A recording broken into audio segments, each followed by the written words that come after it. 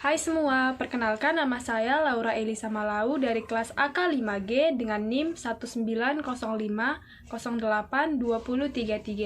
Dalam video kali ini, saya akan menjelaskan mengenai completing the audit atau dalam bahasa Indonesia bisa dikatakan dengan penyelesaian audit. Saya akan menjelaskan mengenai tahapan yang dilakukan dalam penyelesaian audit. Ada 7 tahapan atau proses yang dilakukan dalam penyelesaian audit. Yang pertama adalah melaksanakan pengujian tambahan untuk penyajian dan pengungkapan. Dalam proses pertama ini, auditor mengevaluasi bukti yang diperoleh untuk menentukan nilai apakah auditor harus melaksanakan prosedur atau bukti tambahan bagi tujuan penyajian dan pengungkapan.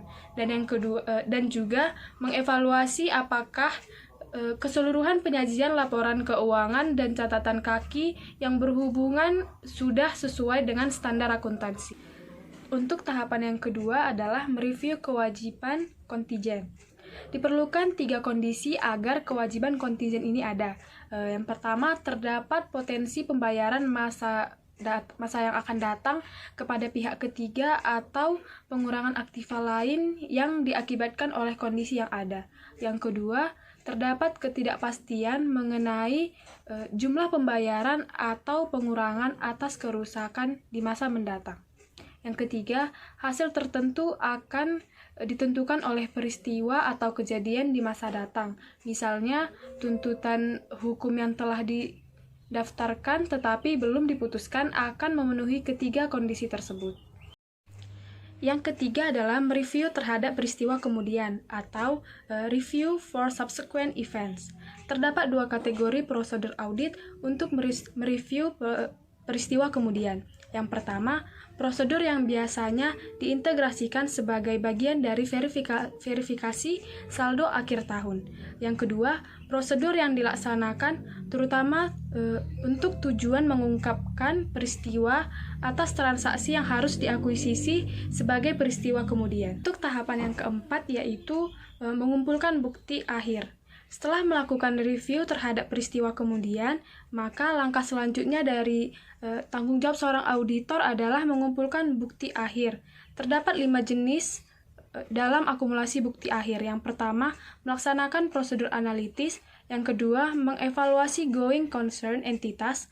Yang ketiga, memperoleh surat representasi manajemen. Yang keempat, mempertimbangkan informasi tambahan dalam kaitannya dengan laporan keuangan secara keseluruhan. Dan yang kelima, membaca informasi lain dalam laporan tahunan. Untuk tahapan yang kelima yaitu mengevaluasi hasil.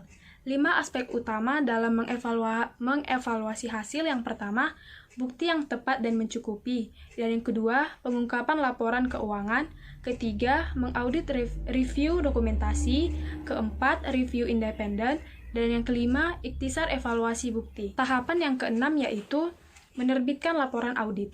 Laporan audit merupakan laporan yang menyatakan pendapat auditor yang independen mengenai kelayakan atau ketepatan pernyataan klien bahwa laporan keuangan yang disajikan secara wajar sesuai dengan prinsip-prinsip akuntansi yang berlaku umum.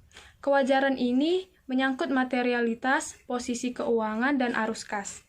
Menurut SPAP atau Standar Profesional Akuntan Publik, pendapat audit ada 5 macam. Yang pertama, pendapat wajar tanpa pengecualian atau unqualified opinion. Yang kedua, opini wajar tanpa pengecualian dengan paragraf atau bahasa penjelasan atau unqualified opinion with explanatory language. Yang ketiga, wajar dengan pengecualian atau qualified opinion. Yang keempat, pengecualian tidak wajar atau adverse opinion. Dan yang kelima, pernyataan tidak memberikan pendapat atau disclaimer opinion. Untuk tahapan yang terakhir atau yang ketujuh, yaitu berkomunikasi dengan komite audit dan manajemen. Standar auditing mengharuskan auditor untuk mengkomunikasikan informasi tambahan tertentu yang diperoleh selama audit kepada pihak yang berhak, yang umumnya adalah komite audit. Ada 4 tujuan dari komunikasi yang diwajibkan. Yang pertama, untuk mengkomunikasikan tanggung jawab auditor dalam audit atas laporan keuangan. Yang kedua, untuk menyediakan tinjauan mengenai lingkup dan pendapatan waktu audit.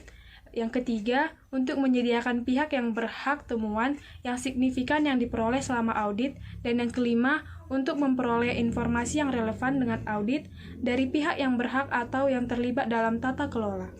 Nah, untuk kesimpulan dari yang sudah saya jelaskan sebelumnya, tahap penyelesaian audit merupakan tahap yang penting untuk memastikan audit yang berkualitas. Dalam tahap ini, auditor melaksanakan pengujian tambahan atas penyajian dan pengungkapan, termasuk mereview kontingensi dan peristiwa kemudian. Auditor juga mereview kecukupan bukti audit dan keputusan yang diambil untuk menentukan apakah hal itu mendukung pendapat audit. Kemudian, auditor berkomunikasi dengan komite audit dan manajemen mengenai temuan audit yang penting serta persoalan lainnya. Sekian penjelasan saya mengenai completing audit. Apabila ada salah-salah pelafalan kata, saya mohon maaf, dan kepada semua yang sudah menonton, saya ucapkan terima kasih.